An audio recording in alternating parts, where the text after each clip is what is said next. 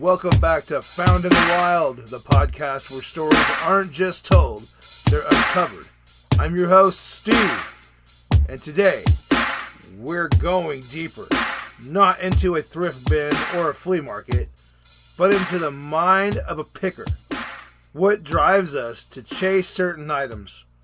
Why do some objects feel like they're calling out to us? And how can understanding those patterns make us a better curator, not just a reseller? Let's start with the thrill.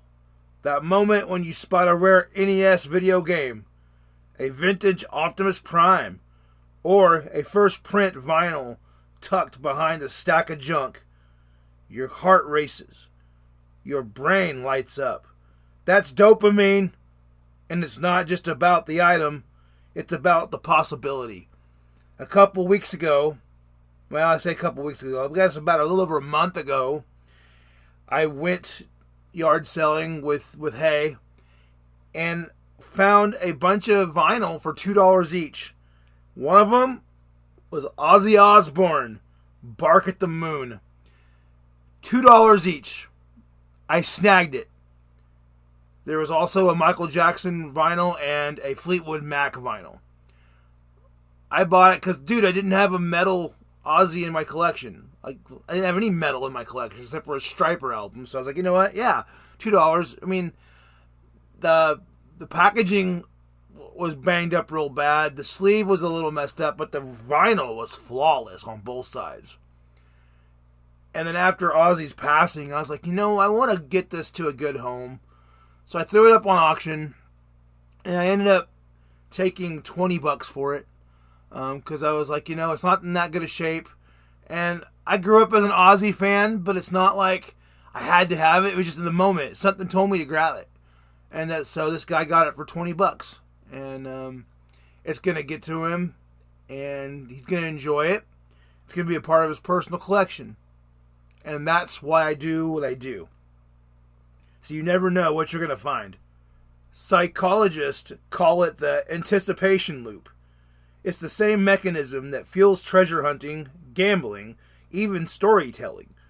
We're wired to seek novelty, to chase patterns, and to find meaning in chaos. Picking taps into all of that. But here's the twist. It's not random. The items we're drawn to often reflect something deeper. Nostalgia, identity, even unresolved emotions. That's Transformers toy. Maybe it's not just cool. Maybe it's a symbol of childhood resilience. That military patch, maybe it's a quiet tribute to someone we lost. Let's talk spiritual symbolism, shall we? I've noticed, and maybe you have too, that some items are charged. Not just valuable, but meaningful. A cross pendant with wear marks, a book with handwritten notes in the margins, a broken watch stuck at 11:11. In the Gnostic world, the material world is full of hidden truths.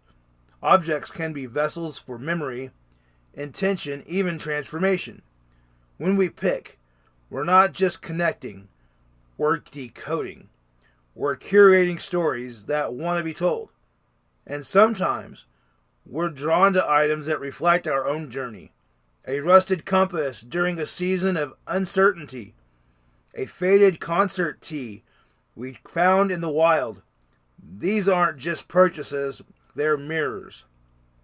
So how do we use this insight? Track your patterns.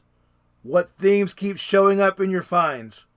Are you drawn to military memorabilia, retro tech, spiritual artifacts? There's a story there. Curate with intention. Don't just sell whatever's trending. Sell what resonates with you and your audience. Build collections that tell a story, not just a shelf. Share the meaning. When you list an item, include its emotional or symbolic context. Buyers connect with stories. That's what turns a transaction into a relationship. I'm telling you what, guys, when I'm picking, here lately it's been VHSs. VHSs aren't super popular. They're not super high movers, but they do sell. They don't sell for a lot. But going in the bins, I'm always finding different themes. And I even have this little funny thing where it's like, if I don't find a Ninja Turtle item, my pick has just been wasted. Like, it's like a universal sign to me, like I'm doing what I'm supposed to be doing. Most of the time I find Turtles things, but every once in a while there's not one and it gets frustrating. I remember a couple years ago, I found a journal from the 1940s. Inside, a single entry. Quote, "I hope someone finds this." Unquote. That hit me hard.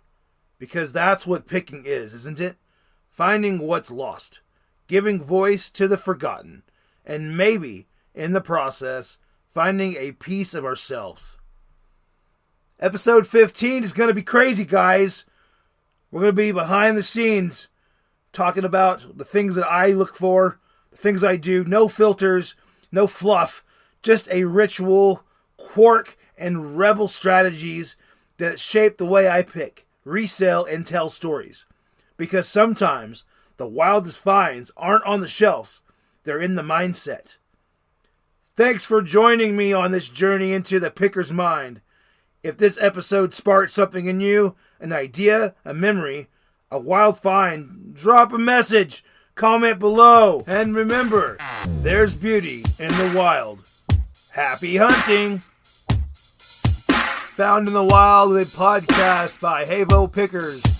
Follow us on Instagram at Havo Pickers. This episode was brought to you by thejoshwallashshow.com. All things sports cards and sports related things, check out thejoshwallashshow.com.